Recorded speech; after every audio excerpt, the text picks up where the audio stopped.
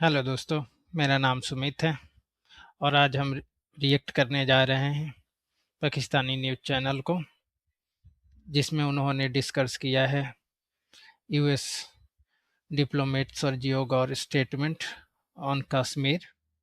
He said Kashmir is important part of India, but it is not good for Pakistan.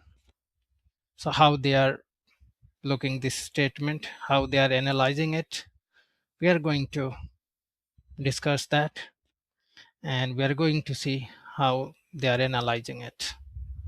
So let's go, and now we will watch their video.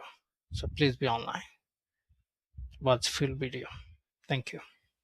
के जो US ambassador for India हैं and special envoy for south and central Asia Sergio Gor, वो visit करते हैं कश्मीर का और उसके बाद वो लद्दाख जाते हैं. लेकिन जब वो मीडिया से उमर अब्दुल्ला साहब के हमरा गुफ्तगू कर रहे होते हैं तो वो इंटेग्रल पार्ट कहने के बजाय इंपॉर्टेंट पार्ट कह देते हैं. इससे आप समझते हैं कि ये स्लिप ऑफ टंग है, वो कैजुअली ये कह गए, या वो ये कोई वाकई बड़ी पॉलिसी शिफ्ट है अमेरिका की पॉलिसी में रिगार्डिंग? आशा, ये पहली दफ़ा है कि एक एम्बेसडर कश्मीर विज़िट करता है को विज़िट कर रहा है. पहली बात ये है, आमतौर पे वो डिस्प्यूटेड एरियाज़ में नहीं जाते जी. और इस इश्यू में वो इसको डिस्प्यूटेड एरिया अमेरिका समझता है, एक्सेप्ट करता है. अच्छा. तो इसलिए इनका वहाँ जाना ये विदाउट परमिशन नहीं है. ये with the permission authority of the state department, white house और the national security establishment in America. तो अब सवाल ये है कि ये गए हैं वहाँ और इंडिपेंडेंट नहीं कहा इन्होंने, इम्पोर्टेंट कहा है जी. क्योंकि इंडिपेंडेंट कह नहीं सकते ना, because that goes against American policy. मगर इम्पोर्टेंट कहने के साथ एक हिंट आ गई हमें कि अगर इंडिया के लिए ये इम्पोर्टेंट है और अमेरिका ये कह रहा है तो इसका मतलब है अमेरिका के लिए भी ये इम्पोर्टेंट है. ठीक. अच्छा, अमेरिका के लिए क्यों इम्पोर्टेंट हो सकता है? अमेरिका के लिए इस, और बाय द वे हमने प्रोटेस्ट किया है, चार्ज अफेयर्स ने डिमार्च किया, ये किया, वो इसी के स्टैंडर्ड ऑपरेटिंग प्रोसीजर. अब इसके पीछे क्या है? अब अमेरिका सबको पता है कि मिडिल ईस्ट से रिट्रीट पे है. America is retreating from the middle east. अच्छा. जो शिकस्त हुई है ना यहाँ ईरान के, अब अमेरिका का दिन ब दिन वहाँ फुटप्रिंट कम होता जाएगा. वो और बात है, जाते जाते एक आध और वो इशू बना ले, न्यूक्लियर इशू बना ले, कुछ कर ले, but at the end of the day this is the retreat of America from the Middle east.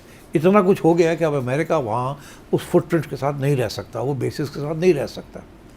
अब जब ये यहाँ से रिट्रीट कर रहा है तो कहाँ जाएगा? सबको पता है कि अगली जो कॉन्फ्लिक्ट आ रही है is not between America and Russia.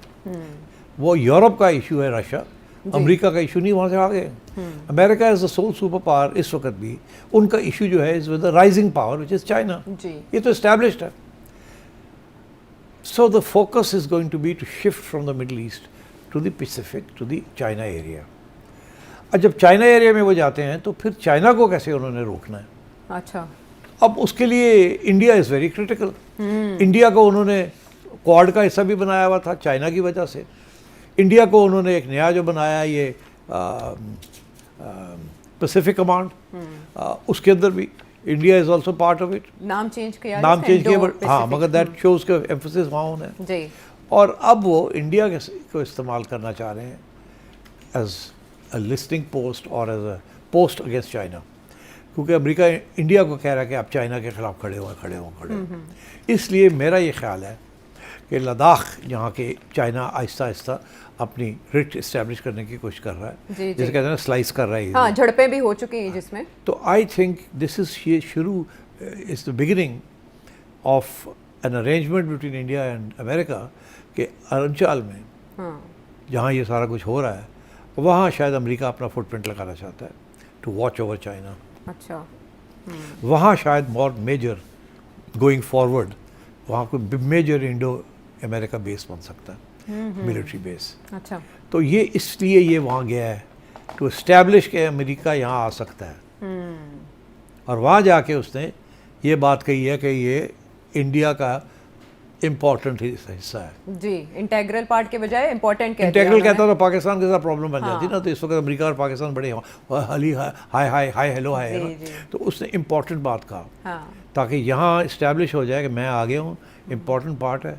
और ये दिस इज़ अ हिंट कि हम आ रहे हैं विद इंडिया और इंडिया के साथ अग्रीमेंट होगी, यहाँ आके हम कुछ करेंगे and this is going to be our part of our containment of China policy. जी, क्योंकि हम वहाँ क्वाड के अंदर प्रॉब्लम्स बन रहे हैं, जापान थोड़ा सा हमसे नाराज़ है, साउथ एशिया थोड़ा सा, साउथ कोरिया नाराज़ है, फिलीपींस नाराज़ हैं क्योंकि वो टेरिस लगा दिए ये जी, तो इसलिए हम इंडिया को प्रॉप अप करना है। अच्छा, और इसीलिए आई थिंक जो लॉन्ग टर्म अग्रीमेंट्स हुई हैं Narendra Modi, Donald Trump, Netanyahu, UAE, जी, this is the new other power bloc and I think India will be America जो एंटी चाइना पॉलिसी बननी है उसमें इंडिया को उन्होंने प्राइमरी फोकस करना है। एंड आई थिंक अरुणाचल, क्योंकि आप देखते जाएं